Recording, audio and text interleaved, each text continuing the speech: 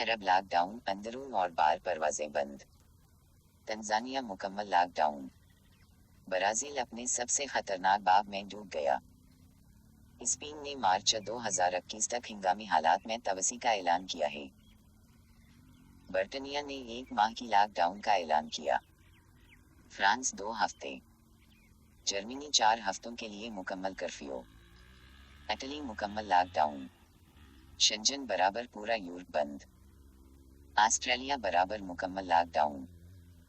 Canada बराबर total lockdown.